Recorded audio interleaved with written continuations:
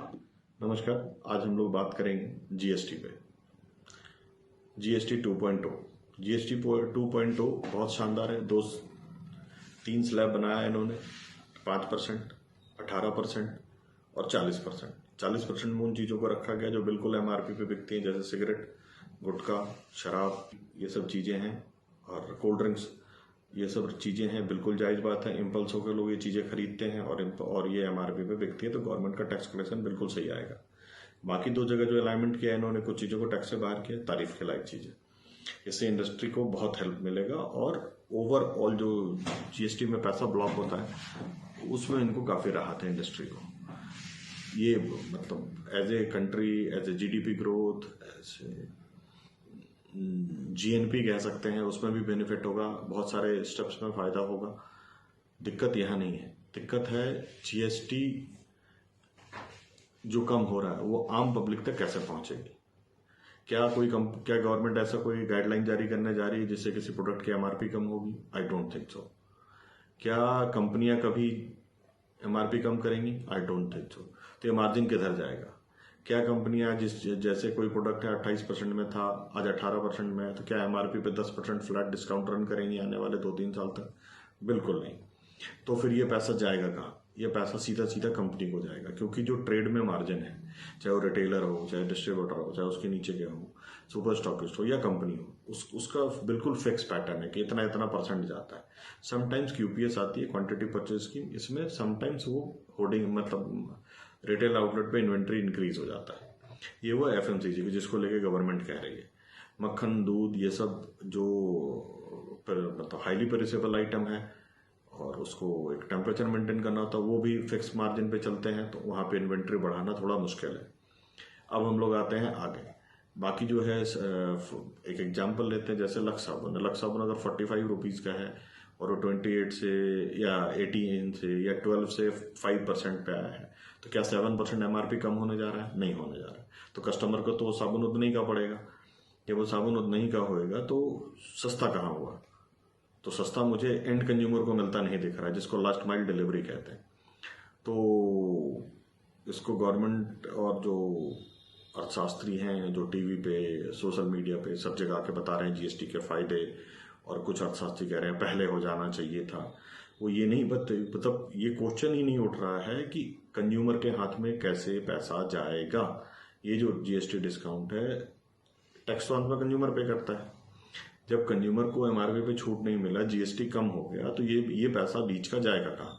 ऐसे किसी सवाल का उत्तर न वित्त मंत्रालय से आया है, न फाइनेंस सेक्रेटरी ने ऐसी कोई बात कही, न मीडिया पूछ रहा है। लेकिन सब लोग ये गोल गोल बड़ी बड़ी बातें कर रहे हैं, जीएसटी कम हो गया, इससे फायदा होगा, इससे महंगाई नहीं बढ़ेगी। बिल्कुल सही बात है, महंगाई नहीं बढ़ेगी, महंगाई स्टेबल रहेगा। लेकिन जीएसटी का फायदा एंड कंज्यूमर को कम रेट पे प्रोडक्ट मिलेगा। ये तभी मिलेगा जब उसकी एमआरपी कम होगी। ऐसा होने नहीं जा रहा है, ऐसा नहीं होने जा रहा, तो वो पैसा इंडस्ट्री में कंज्यूम होगा। तो मतलब इंडस्ट्री जो है वो मजबूत होगी। इससे ज्यादा मुझे कुछ नजर नहीं आ रहा है। आज सुबह शेयर बाजार भी सुबह सुबह बहुत तेजी से चला है ना, ठीक ठाक वो 600-700 पॉइंट का उड़ान ले रहे थे, लेकिन जैसे जैसे मार्केट स्टेबल हुआ, चीजें क्लियर हुई, पता चला एमआरपी नहीं नीचे आना है, सब कुछ होना है, तो फिर मार्केट अपनी जगह पे वापस आ गया। क्योंकि बाजार को इससे कोई लेना देना नहीं, गवर्नमेंट को कर क्या रहे हैं और हो क्या रहा है, इस पे बाजार चलता है। बाजार ही एक ऐसी चीज है जो किसी के नियंत्रण में नहीं है। ये हुआ दूसरा मुद्दा। तीसरा मुद्दा, मुझे अफसोस के साथ कहना पड़ता है, कोई अर्थशास्त्री इस बात को बात करने को तैयार नहीं है कि कंज्यूमर का फायदा कैसे है। हाँ, महंगाई नहीं बढ़ेगी उससे, ये मतलब they have different reasons. You can say the macro economy, not micro. No, तो मैक्रो इकोनॉमी में फायदा है, इसमें दो राय नहीं कि इंडस्ट्री को पैसा बचेगा 5 से 7%, और इंडस्ट्री में 7% अर्निंग आज की तारीख में बहुत बड़ा नंबर है, और इसमें बिल्कुल तारीफ करनी चाहिए। जीएनपी पे, जीडीपी पे, सब पे असर पड़ेगा, इसमें कोई दो राय नहीं है। सरकार ने जो महंगी कार्ड पे और बाकी जगह रखा है, उससे उनका रिकवरी आना चाहिए। एक और बात जो कल फाइनेंस सेक्रेटरी ने भी कहा, और कुछ मीडिया हाउस भी चला रहे थे, और भाजपा के एक प्रवक्ता हैं जो